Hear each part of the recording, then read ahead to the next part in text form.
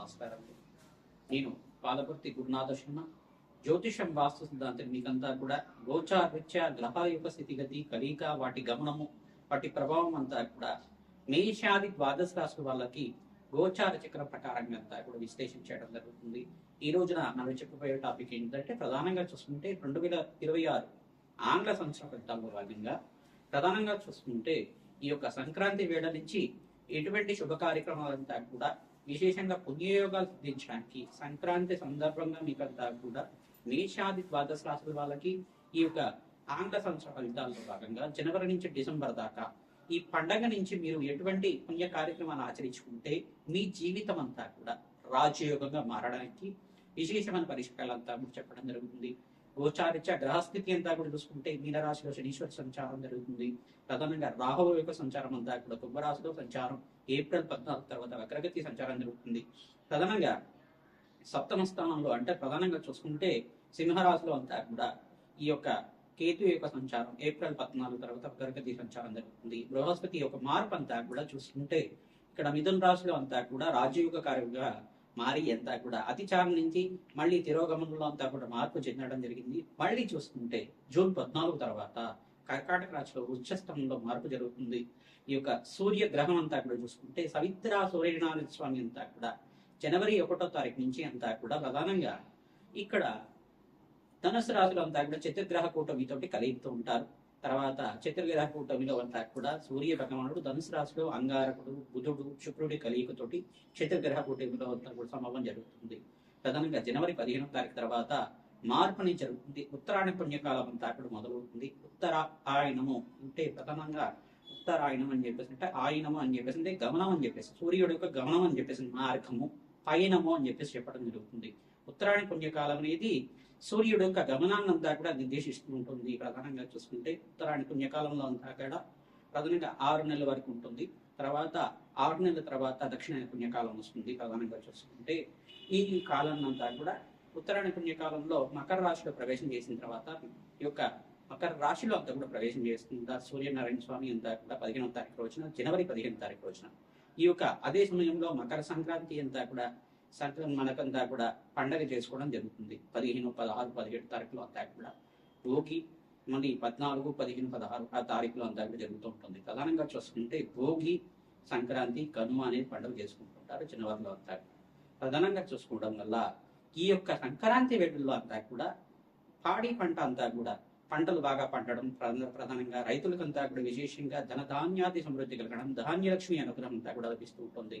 పంట వల్ల వాళ్ళకంతా కూడా ఆ సమయానికంతా కూడా పంట చేకూర్చి మీకంతా కూడా పంట వల్ల మీకంతా కూడా ఆర్థికంగా ఉన్నత స్థితి కలగడానికి మరియు పంటకి సహకరించిన పశుపక్షాదులకి ఎవరైతే ఉంటారో ప్రధానంగా పశువులకంతా కూడా ప్రధానంగా గోమాతకంతా కూడా పూజ చేయడం, ఎద్దులకి పూజ చేయడం, బసవన్నకి పూజ చేయడం అన్నదంతా కూడా యోగకరంగా ఉంటుంది.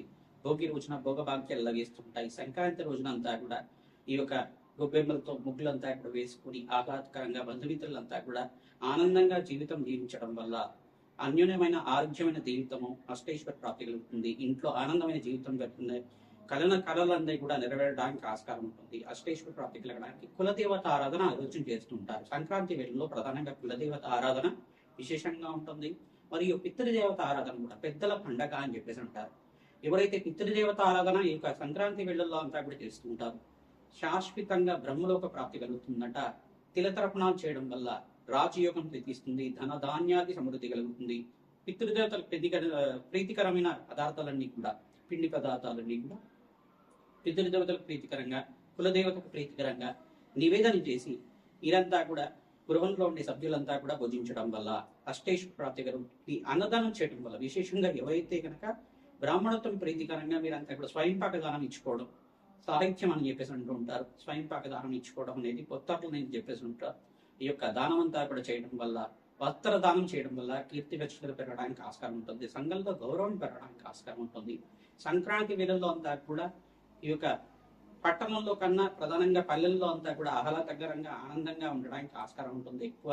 ఈ యొక్క పట్టణాల్లో కూడా బంధువుల యొక్క సహాయ సహకారాలతో బంధువుల యొక్క ఆహ్లాదకరంగా ఆనందంగా ఉండడానికి అందరూ కూడా చేకూర్చి మంచి గీతాలు నృత్యాలు చేసుకుంటూ పండగనంతా కూడా అట్టహాసంగా అంతా కూడా మంచిగా ఆనందంగా ఉత్సవాలన్నీ కూడా చేయడానికి ఆస్కారం ఉంటుంది. ప్రధానంగా చూసుకుంటే సంక్రాంతి అనేది తెలుగు రాష్ట్రాలంతా కూడా చాలా పెద్ద పండగ, పెద్దల యొక్క పండగ అంటారు, పెద్ద పండగ అంటారు. దీన్నంతా కూడా సంక్రాంతి వచ్చిన వీళ్ళంతా కూడా అన్ని కలిసి వస్తాయి, రాజయోగాలు వస్తాయి మనకంతా కూడా అని భావిస్తూ ఉంటారు. మహాలక్ష్మి అనుగ్రహం అంతా కూడా శీఘ్రంగా కలగడానికి ఆస్కారం ఉంటుంది. గోదా కళ్యాణం అంతా కూడా పండగ వేలులో అంతా కూడా చేస్తుంటారు, భోగి సమయంలో అంతా కూడా చేస్తుంటారు. గోదాదేవి కళ్యాణం అంతా కూడా చేయడం, రంగనాథ స్వామి అనుగ్రహం అంతా కూడా లభిస్తుంటుంది, శ్రీకృష్ణ పరమాత్మ అనుగ్రహం అంతా కూడా లభిస్తూ ఉంటుంది. తద్వారా ఎవరైతే ఈ యొక్క కళ్యాణంలో అంతా కూడా పాల్గొంటుంటారో అష్టైశ్వర్య ప్రాప్తి కలగడానికి ఆస్కారం ఉంటుంది. గోదా కళ్యాణంలో కూడా విశేషమైన పుణ్యయోగం రావడానికి ఆస్కారం ఉంటుంది, అష్టైశ్వర్య ప్రాప్తి కలగడానికి ఆస్కారం ఉంటుంది. ప్రతినిత్యం కూడా ఈ యొక్క అమ్మవారి ఆరాధన ఖడ్గమాల స్తోత్రంతో కుంకుమార్చన చేసుకోవడం, ఈ యొక్క యజ్ఞ హోమాది క్రతువుల్లో అంతా కూడా పాల్గొనడం వల్ల విశేషమైన పుణ్యయోగం వస్తుంది. దేవాలయ ప్రాంగణంలో ఉత్తరాయణ పుణ్యకాలంలో అంతా కూడా దేవతలకి శక్తి కలిగే విధంగా విశేషమైన యజ్ఞాత క్రతులు అంతా కూడా చేస్తూ ఉంటారు. రాజశ్యామల యజ్ఞాత క్రతులు కానీ, విశేషమైన చండీ హోమాది కార్యక్రమాలు కానీ, కులదేవత ఆరాధన కానీ, విశేషంగా ఎవరైతే యజ్ఞ హోమాది క్రతులు అంతా కూడా చేస్తూ ఉంటారో విశేషమైన పుణ్యయోగం సిద్ధించడానికి ఆస్కారం ఉంటుంది. అత్యంత శుభమైన కాలంగా ఉత్తరాయణ పుణ్యకాలం అంతా కూడా అత్యంత శుభకాలంగా ఉంటుంది. సంక్రాంతి అంతా కూడా పుణ్య కార్యక్రమాలు ఆచరించుకోవడానికి, దాన ధర్మాలు చేసుకోవడానికి అత్యంత శుభమైన ఫలితంగా ఎవరైతే దానాది కార్యక్రమాలు చేసుకుంటుంటారో 3,000 కోట్ల రెట్లు ఫలితం అంతా కూడా పొందడానికి ఆస్కారం ఉంటుంది. ప్రతినిత్యం కూడా అమ్మవారి ఆరాధన, కులదేవత ఆరాధన, పితృదేవత ఆరాధన మర్చిపోకుండా చేస్తూ ఉండండి. తద్వారా అష్టైశ్వర్య ప్రాప్తి కలుగుతుంది, రాజయోగం సిద్ధిస్తుంది. సింహరాశి జాతకులకి గోచారీత్యా 2026 ఆంగ్ల సంవత్సర ఫలితాల్లో భాగంగా గ్రహస్థితి ఏ రకంగా యొక్కరంగా ఉంటుందో తెలుసుకుందాం. ప్రధానంగా ఏకాదశ స్థానంలో బృహస్పతి సంచారం, మరియు ఇక్కడ ఏ స్థానంలో అంతా కూడా కర్కాటక రాశిలో బృహస్పతి ఉచ్చ స్థానంలో సంచారం జూన్ 14 తర్వాత యొక్కరంగా ఉంటుంది. ప్రధానంగా మీకంతా కూడా చూసుకుంటే ఇక్కడ శనీశ్వరుడు యొక్క దృష్టి పడతా ఉంది. ప్రధానంగా మీకంతా కూడా మిశ్రమైన ఫలితాలు, ప్రథమార్థంలో మే దాకా కొంచెం మిశ్రమైన ఫలితాలు పొందడానికి ఆస్కారం ఉంటుంది. శ్రమతో కూడిన సంపాదన, ఖర్చులు విపరీతంగా పెరుగుతుండడం, డబ్బులని జరగడం, ఇట్లాంటి ఆర్థిక ఇబ్బందులతో బాధపడుతూ ఉండడం జరుగుతుంది. కానీ ఉపశమనం ఏంటంటే సమయానికి డబ్బు అందుతూ ఉంటుంది, ఖర్చులు అంతా కూడా మిగిలిపోతూ ఉంటాయి. ప్రధానంగా ఇటువంటి స్వల్పమైన ఆనందంతో ఆనందమైన జీవితం జీవించడానికి ఆస్కారం ఉంటుంది. ప్రథమార్థంలో కన్నా ద్వితీయార్థంలో జూన్ 14 తర్వాత బృహస్పతి ఉచ్చస్థానంలో మార్పు, శుక్రుడు ఉచ్చస్థానంలో మార్పు, ప్రధానంగా అంగారకుడు ఉచ్చస్థానంలో మార్పు, సూర్య భగవానుడు ఉచ్చస్థానంలో మార్పు జరిగినప్పుడు మీకంతా కూడా మే 15వ తారీఖు, ప్రధానంగా ఫిబ్రవరి 18వ తారీఖు, మరి చూసుకుంటే ఏప్రిల్ 15వ తారీఖు, 18వ తారీఖు తర్వాత మీకు రాజయోగం సిద్ధించడానికి ఈ కాలంలో అంతా కూడా బృహస్పతి అనుగ్రహము, శుక్రుడు అనుగ్రహము, అంగారకుడు అనుగ్రహం వల్ల రాజయోగం సిద్ధి రావడానికి ఆస్కారం ఉంటుంది. తద్వారా ఇదంతా కూడా సూర్యనారాయణ స్వామి ఆరాధన విశేషంగా చేస్తూ ఉండాలి. ప్రతినిత్యం కూడా కూష్మాండ దానం చేసుకోవడం వల్ల రాజయోగం సిద్ధిస్తుంది. మీ మీద ఎవరైనా చెడు పీడలనే చేశారని చెప్పేసి మీకు అభద్రతా భావం ఉంటే ఎటువంటి కష్టాల నుంచి బయటపడాలి, తంత్రశాస్త్రంలో చెప్పిన ప్రకారంగా మీకు అంతా కూడా విశ్లేషణ చేయడం జరుగుతుంది. ప్రధానంగా హనుమత్ దేవాలయంలో అరటి పండ్లతోటి మన్యసూక్త పారాయణం అంతా కూడా చేయించి, తేనెతోటి, అరటి పండ్లతోటి, వడమాలతోటి అంతా కూడా ఆంజనేయ స్వామికి విశేషమైన ఈ యొక్క మాస చక్రాలు అని చెప్పేసి అంటారు.